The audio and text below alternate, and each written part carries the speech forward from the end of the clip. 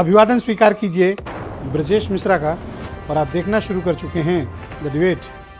बहन भाइयों, उत्तर प्रदेश का जब चुनाव हुआ था तो जिन्ना प्रकट हो गए थे, कब्र से निकल आए थे।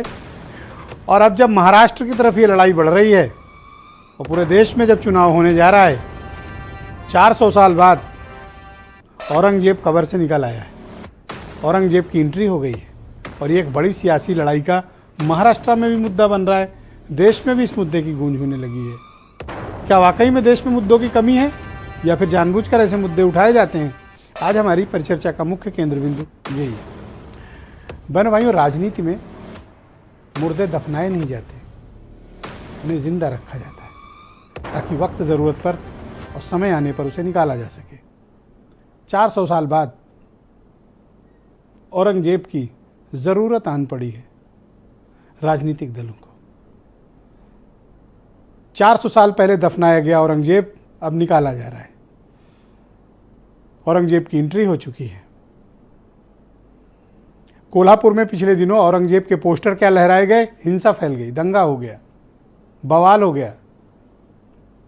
क्या एक पोस्टर लहराने मात्र से दंगा हो सकता है, बवाल हो सकता है? वो भी 400 साल पुराना, जिसके समूल वंश का नाश हो चुका हो, जो साम्राज्य का पतन हुए बहुत अरसा बीत चुका हो, 4 शताब्दी, 400 साल पहले। लेकिन मैंने कहा कि राजनीति में मुर्दे दफनाए नहीं जाते हैं, रखे जाते हैं ताकि वक्त ज़रूरत पर वो काम आए। अब काम आ रहा है। लेकिन इससे भी गंभीर चिंता का एक विषय है, राजनीति क्या वर्तमान और भविष्य के हालात को लेकर लड़ी जानी होनी चाहिए या राजनीति इतिहास पर लड़ी जानी चाहिए? हम सबक क्या लेना चाहते हैं? हम सबक अपने बच्चों के, अपने समाज के, अपने देश प्रदेश के अच्छे मुस्तकबिल के लिए राजनीति चाहते हैं या फिर अतीत में 400 साल पहले के विषय पर राजनीति करना चाहते हैं? ये तय करने का मुनासिब वक्त है और ये तय होना भी चाहिए। राजनीति अपनी जगह है, लेकिन जिन मुद्दों के आधार पर इस देश में माहौल को खराब हो रहा है वो गंभीर चिंता का विषय है। इतिहास सबने पढ़ा है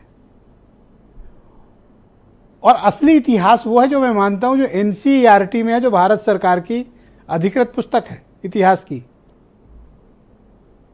उसी को वास्तविक इतिहास मानना चाहिए। अगर आप किसी और की हिस्ट्री को लेकर कंफ्यूज हैं तो एनसीईआरटी का इतिहास ही असली इतिहास मान लीजिए। हम किस मुद्दे को लेकर लड़ रहे हैं, किन मसलों को लेकर लड़ रहे हैं और उसकी वजह से वास्तविक मुद्दों का क्या हो रहा है, यह बहुत ही विचारणीय प्रश्न है। यह प्रश्न यूं ही हवा में उड़ा देने का वक्त नहीं है। यह प्रश्न हमें गंभीरता से अपने बीच, सोसाइटी के बीच भी करना चाहिए। और दोनों कम्युनिटी को, हिंदू और मुसलमान। औरंगजेब कभी मुसलमानों का नायक नहीं हो सकता। किसी भी मुसलमान की निगाह में औरंगजेब उसका नायक होना भी नहीं चाहिए और है भी नहीं, मेजॉरिटी नहीं है। जिन्हें इस मुद्दे पर राजनीति नहीं करनी उनके लिए। मुसलमान कौम में भरे पड़े हैं नायक, आप उन्हें तलाशिए तो। लेकिन इसके पीछे जो हिंसा, राजनीति और कम्युनल माहौल हो रहा है उसके बारे में गंभीरता से सोचने और ठहर कर पीछे देखने का और आगे भी देखने का वक्त है। पीछे की गलतियों से जिस समाज ने सबक नहीं लिया, इतिहास से जो समाज ने सबक नहीं लिया, उसका मुस्तकबिल यानी भविष्य कभी बेहतर नहीं हो सकता। इतिहास हमें गलतियों से सबक लेने का माध्यम है। इतिहास आपके गौरव का प्रतीक हो सकता है, इतिहास आपके लिए सबक हो सकता है, लेकिन इतिहास कभी भविष्य नहीं हो सकता।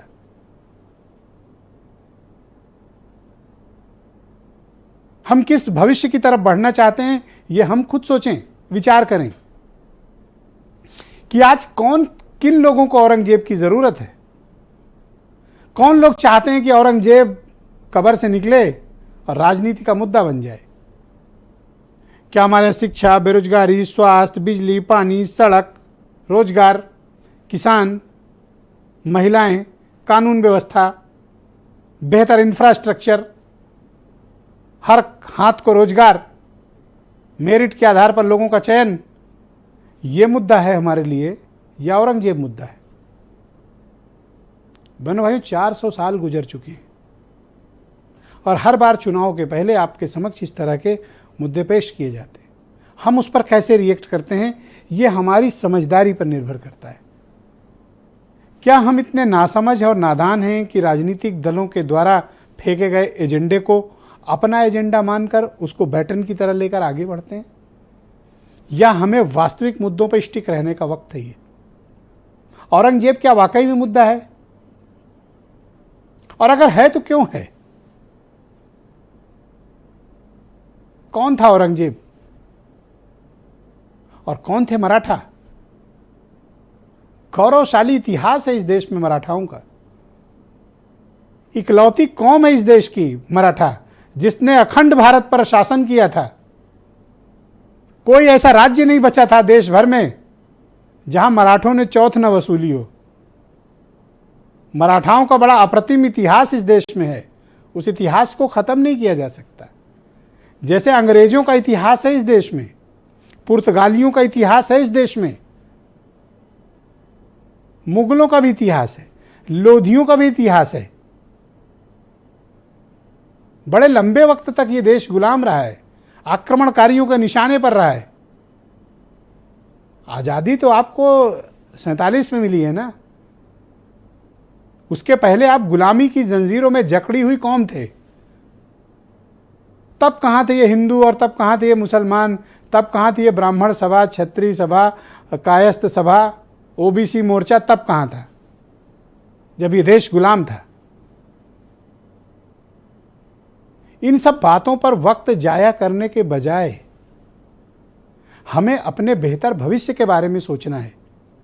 क्या राजनीतिक दल उन मुद्दों पर बात करने को तैयार हैं? शायद नहीं। क्यों? ऐसा करके आपका वोट उनको आसानी से हासिल हो जाता है। क्यों? क्योंकि आपकी समझदारी वो हाईजैक कर लेते हैं। आप क्या सोचें वो तय करते हैं, आप क्या बोलें वो तय करते हैं। आपके व्हाट्सएप ग्रुप और फेसबुक ट्विटर पर क्या जाए ये भी वही नैरेटिव तय करते हैं। क्यों? चुनाव के बाद वो मुद्दे गायब हो जाते हैं। क्यों गायब हो जाते हैं? क्योंकि वो ज़रूरत को पूर्ति कर चुके होते हैं चुनाव में, और आप वहीं के वहीं खड़े हैं। तो बुद्धिमान कौन है? ये नेता। समझदारी कहाँ है? इन राजनीतिक दलों में। और कम अकली कौन दिखाती है? एक बड़ी कम्युनिटी। मैं किसी एक को उसके लिए रिस्पॉन्सिबल नहीं मानता हूँ। ये चेन ऑफ रिएक्शन है, और हमें एक बेहतर समाज के दृष्टिकोण से सोचते हुए बहन भाई बचने की आवश्यकता है। इससे भविष्य की बात करिए, वर्तमान को बेहतर करिए। इतिहास से तो सबक लिया जाता है, इतिहास को भविष्य का मुद्दा आप नहीं बना सकते हैं। कुछ बयान सुने। हम औरंगजेब की बात तो नहीं करते। ये अलग बात है कि कुछ लोग हमारा भय दिखा के मुस्लिम भाइयों के को मूर्ख बना के अपनी राजनीति सेकते रहे हैं। लेकिन अब उत्तर प्रदेश का मुसलमान भी समझदार हो गया है। वो औरंगजेब पे नहीं जाएगा, वो रश खान पे जा रहा है। क्योंकि पसमांडा मुसलमानों का सम्मेलन हम लोगों ने करके बता दिया कि तुमको मूर्ख बनाने का काम ये पार्टियां कर रही हैं। भारतीय जनता पार्टी का दोहरा चरित्र है, वो इसी तरीके से कभी सॉफ्ट हिंदुत्व, कभी और कुछ, केवल ये बांटने का काम करेंगे। लेकिन हम लोग तो सभी धर्मों को मानने वाले लोग हैं और सभी वर्गों को एक साथ लेकर चलने वाले लोग हैं, और ये केवल झूठे वादे करते हैं, काम कुछ करते नहीं हैं। 9 साल की सरकार असफलताओं का भंडार अंबार रही है। अपनी सफलताओं को सरकार द्वारा किए गए कार्यों को बताने के लिए कुछ नहीं है। इनकी मजबूरी है, कभी औरंगजेब, कभी पाकिस्तान, यहाँ तक कि कभी कभी ये हमारे जो फ्रीडम फाइटर थे, जिन्होंने देश को आज़ाद कराने में अग्रणी भूमिकाएं निभाई, जान की कुर्बानियाँ दी, आज़ादी के बड़े बड़े गीत लिखे, उन तक के खिलाफ बोल जाते हैं। बहनों भाइयों, आज की परिचर्चा को